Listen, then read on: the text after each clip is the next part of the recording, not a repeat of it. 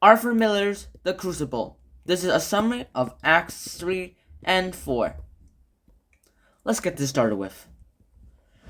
Last time we left off in Act 2, Elizabeth Proctor was arrested, so what happens next? And now it's time for John Proctor to go ahead and get her out of jail. So what happens here?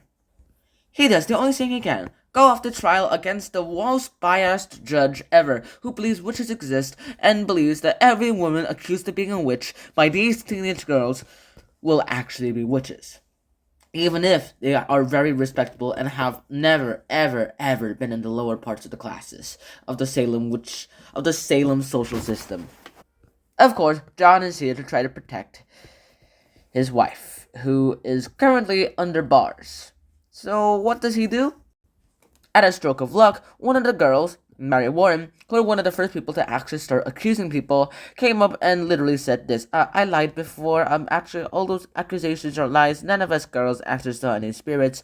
And I'm truly sorry for wasting your time, sir. The judge, of course, is very, very mad. Also, he really wants these trials to keep going on, mainly because he believes that these are actually worthwhile, and that, well, witches really exist, and they are a bunch of them in society, and all those women are actually witches. And so he comes up with a clever solution. Alright, so he said, you lied, eh? Yes, sir. And, how am I sure that you are not lying now? I'm with God now, sir. And what about the others? What did they say? They obviously deny what I'm saying, sir. So, let's see. You are a liar then? Well, yes, sir, but I'm not lying now. How do I know that? If you were lying before, then, well, you're lying now.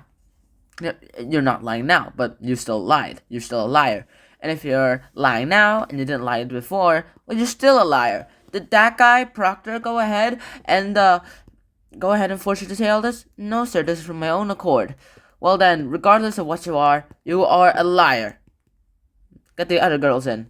And so they get all them in except two of the girls. And so, of course, they are also testified to talk about witches and whether they or not that they have actually seen the spirits. And they're like, did you girls see spirits? Yes, sir. Well, that girl over there says you didn't. She's lying, sir. Kick her out and get her to jail.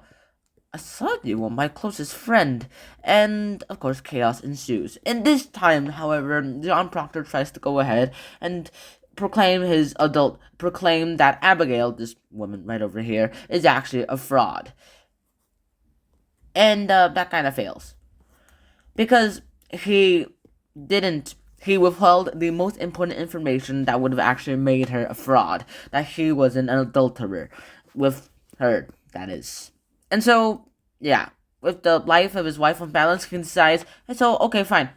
I did adultery with this girl. And so the court is all like, oh, are you sure about that, really? Well then, let's just testify with your wife. I don't believe you, that's why. And now Elizabeth Proctor comes in, and without being told by John Proctor, that John Proctor revealed that he was, well, had an adultery thing with Abigail.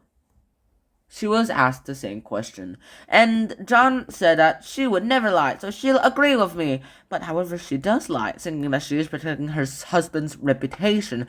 And so, of course, the court is all like, aha, he was lying. Aha, yes, she's a witch, she's a witch, she's a witch. Also, John Proctor's a witch, because he's been adultering, ha ha ha ha. So, yeah, there we go. Now, off to the gallows with you. Abigail, you're still a good person. Thank you, sir. And so Elizabeth and John are now behind bars. And they are actually kind of worried about this by now.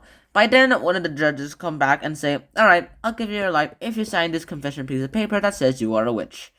And so Elizabeth's like, this is your decision to make, John. And so John is like, I'm signing it. And then he signs it. And then the guy says, we'll post it on the church door tomorrow morning. And John's like, I already signed it. Why make it public? Well, that's the only way you'll learn. Nah, then I'm not signing it. He takes away the piece of paper and rips it. And so, of course, the judges are like, oh, you'd rather die? Integrity over reputation. Elizabeth, do something! No, I'm not gonna do anything. This is the first time I've seen him move actual integrity. I'm not taking that away from him. The next day, or after a few weeks, he is in the line of a lot of people going to die by hanging. The noose is hanged on by his neck, and then at the last minute, Elizabeth is told that she must convince him to not die, to sign that confession paper and make it public. However, she does say the same thing: integrity over reputation. He finally learned that. I'm not taking that away from him.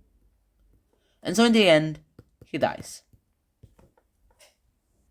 Little note, they eventually find out that Abigail is a fraud because, well, she ran out of town with all of Proctor's money. Whee! And so with that out of business, finally, the Salem witch trials are over. So that was a pretty incredible and gruesome story, and there is not much else I can say about Arthur Miller's The Crucible. There is a lot to talk about in the review part, but until then, I am not going to have to say anything. So until you guys are there, peacefully, blissfully, I hope to see you guys soon. And so until then, now, peace. Bye-bye.